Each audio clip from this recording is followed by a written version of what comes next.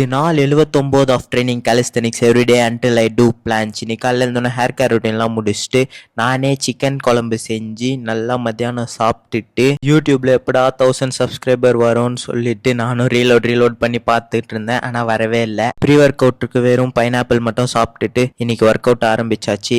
Warm அப்பை முடிச்சுட்டு first எக்ஸசைஸ்க்கு வந்து push-ups ஒரு 3 sets into 15 அது முடிச்சுட்டு அடுத்து எலிவேட்டட் பைக் புஷ்அப் வந்து ஒரு 3 sets into 10. என்னோட கேமரா ஸ்கில்ஸை வந்து பாராட்டணும் இந்த இடத்துல. இந்த 2 ஒர்க் அவுட் போட்டு முடிச்சோடனே செஸ்ட்டும் ஷோல்டரும் செம்ம பம்ப் ஆயிடுச்சு. அதே கையோட ஹேண்ட் ஸ்டாண்ட் கொஞ்ச நேரம் ப்ராக்டிஸ் பண்ணேன். அடுத்து ஃபினிஷருக்கு பிளாங்க் 3 sets into 30 seconds போட்டுட்டு இன்னைக்கு ஒர்க் அவுட்டை கம்ப்ளீட் பண்ணியாச்சு.